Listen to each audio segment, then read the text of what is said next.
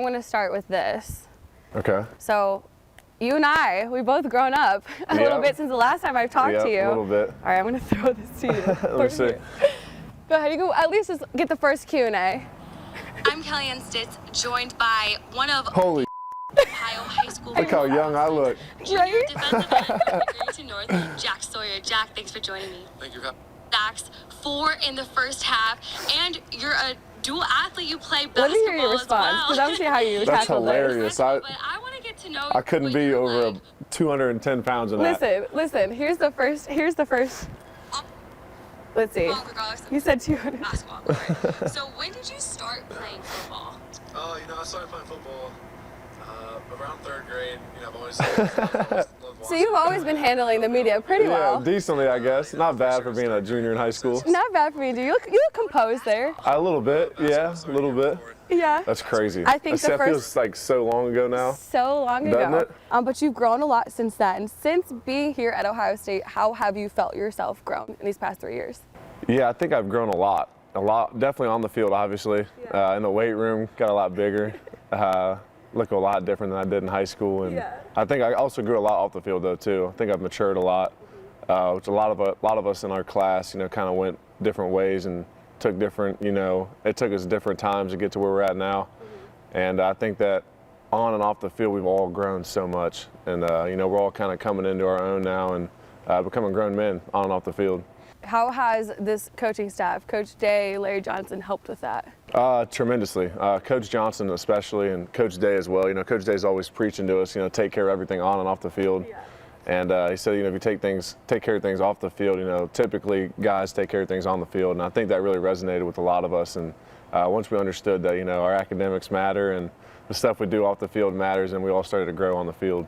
On the field for you specifically, how has Larry Johnson helped in your development with the technique and just your game in general? Yeah, a ton. Coach Johnson's one of the best to ever do it in the D-line, so he's helped a lot. Definitely I think last year was a little different when I was playing a different position. Right.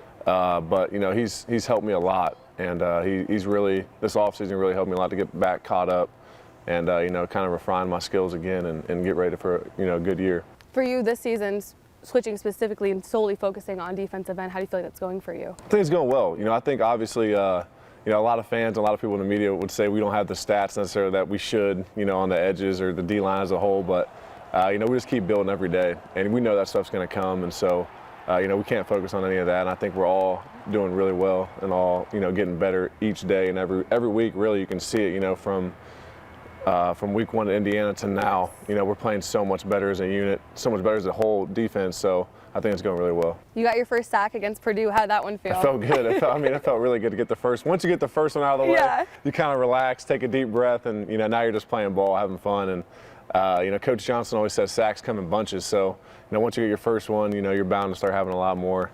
And, me and JT both had 1.5 of that game, so they definitely do come in bunches. So it felt good to get that first one off my back for sure. This is the best the defense has been since you've been here. What do you attribute to that? Is it Jim Knowles coming in, and now, especially this year 2 for him, or what do you attribute to that? Yeah, I think it's a lot to do with the whole coaching staff. Definitely Coach Knowles. His scheme is, really, it works everywhere he's been. And I think just being the second year in that system, everyone knows the plays. Everyone's that much, sure on what to do, and we're playing fast. And I think that's the key on defenses. Even though, defense is supposed to be reactionary, compared to the offense, but when we're playing downhill, it's kind of like we're dictating what the offense does to us, not them what they do to us. So I think it's just being that second year, the coaches knowing what's going on a lot more, and just us playing free, playing fast. Looking at your career too, I think the last time we spoke, I asked you why you chose Ohio State, and you said, well, the program sells itself. It's Ohio State. Right. So it's worked out well for you. Yeah. Being the Pick North kid, when you put on the helmet and put on the jersey, do you still feel like, man, I got to put on for my city? Oh, absolutely. I think being from Ohio, especially from Columbus, growing up 15 minutes down the road, you definitely feel that. I think it's really cool that growing up 50 minutes from here, I see a lot of my friends still, a lot of my family, which is huge for me. And, definitely when I put that helmet and the shoulder pads on, I'm trying to, make my city proud and trying to make the people who I grew up with proud because I'm from here. So it just kind of means that much more to me. Is it still surreal for you at all? I know 3 years in, but even just running out of the tunnel in the shoe with all the crowd, all the scarlet and gray, is it still kind of surreal? I think a little bit. Yeah, definitely there's still a little bit of that surrealness to it. like I said, growing up watching Ohio State, being from here, seeing the players that have played here, it means a lot to be able to put that uniform on. And I think it just means that much more to me because I'm from here and I get it. And I've lived it for, so long. So definitely when I put that helmet on, shoulder pads on in the locker room, I kind of feel it a little more. Looking at your game, is there anybody in the NFL that you like to model your game after? Yeah, I think any defensive end wants to model their game after Nick Bosa. I was going to say, with the Bosa brothers, right? Everybody does, right? Chase Young, Chase is a great guy, too. I've known Chase since I was getting recruited. Yeah. So definitely him, too. I like TJ Watt a lot. Khalil Mack's good. There's just so many good edge rushers right now in the NFL that you kind of just can pick any from any team, and it'd be a great guy to model your game after. So definitely those guys. Obviously the Bosas. Obviously that answer was coming, didn't you? 100%. Yeah. And speaking of, any of those former Buckeyes, have they given you any advice or words of wisdom that has helped you? Yeah, I actually this past offseason I worked out with Sam Hubbard, an Ohio guy. So I've known Sam for a while, and he's a really good dude, great guy to model my game after too. He's been in the league for, 7, 8 years now? Yeah, and that's a lot of success. A lot of success, and just a great guy to want to be like too. So definitely Sam. You and JT seem close. How would you guys describe your relationship? Yeah, we got a great relationship. I think we've grown closer together over the last couple of years. Definitely, we feed off each other. The whole D line, we're the closest group I think I've ever been around. We all hang out outside of football, and we just kind of got that love for each other, that brotherhood, and. Yeah, so me and JT, we just feed off each other. I know when he's rushing like he did last week, it helps me on the other side. So it's just kind of like a 1-2 punch. And especially with the guys in the middle, Mike, Tyleek, KJ's playing good, Caden Curry's playing good. So just collectively as a D line, we're just so loaded. And I think when we're playing confident, I don't think there's anybody in the country that can block us. You and JT played basketball in high school. We did. Do you guys ever get some time to play pickup here and go at it on the court? We do a little bit. Coach Mick got mad at us this summer because we'd be playing pickup like right after a workout or something. He would try to kick us out, but he's like, relax. But Cade Stover's a great basketball player too. Okay. Was really good in high school. Josh Proctor's another good one. Definitely last year. Like the preseason before last year, DeJuan, CJ Stroud, Garrett Wilson. Those guys are good too. So we used to have some real good games over there in that court. I bet. Pickup games. So yeah, we always play basketball. Just a bunch of athletes. Marv's a phenomenal basketball player too. Okay. Which probably doesn't surprise anybody. No, not at all. No, not at all. Just another thing he's good at.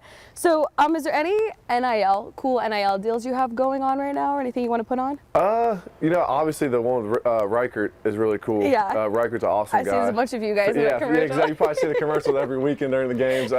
Just a great family, that runs that dealership. And what's funny is my grandparents taught him, and I think they might have taught his mom in school at Groveport back in the day. So kind of just that family connection, you know what I mean? Growing up in the community. So that's definitely one of my coolest NIL deals.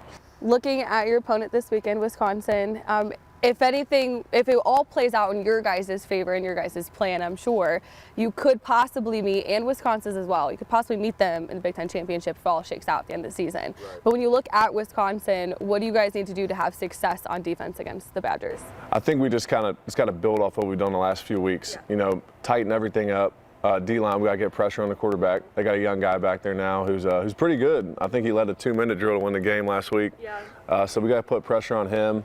Back end's got to keep playing the way they're playing. And I think if we just play fast and confident, we're gonna do what we need to do.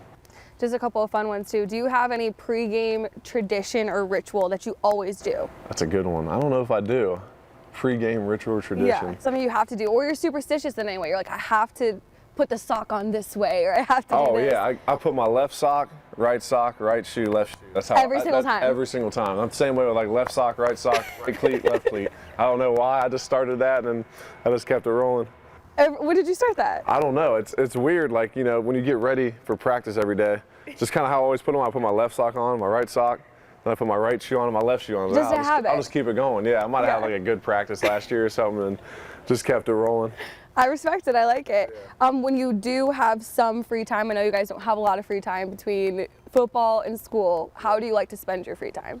I think it's a little different in the off season for me. Yeah. Being close to home, all my friends are back. So I like, hanging out with my friends, hanging out with my best friend Casey. A bunch of my other guys come back. So it's good to see those guys. We golf a lot.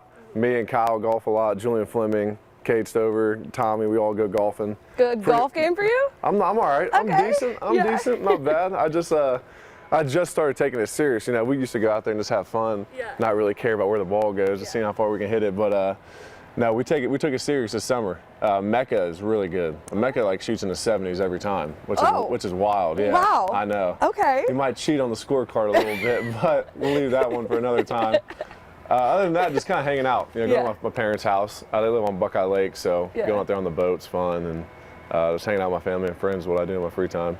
So last one, Day described this defense as could be playing at championship level defense. When you hear that, do you feel like that's very fitting, and do you feel that moving forward the defense can carry the team this season? I think definitely. I think that's kind of like our motto, is that we want to win games on defense. And when you have I think when you have a defense playing that well, it gives confidence in Coach Day and Coach Hartline in the play calling, you know, to be more aggressive, to go for it on 4th and goal, like we did last week. Unfortunately, we didn't get it, but I think when the offense and the team has that much confidence in the defense, everyone plays that much better. Everyone plays that much more freely.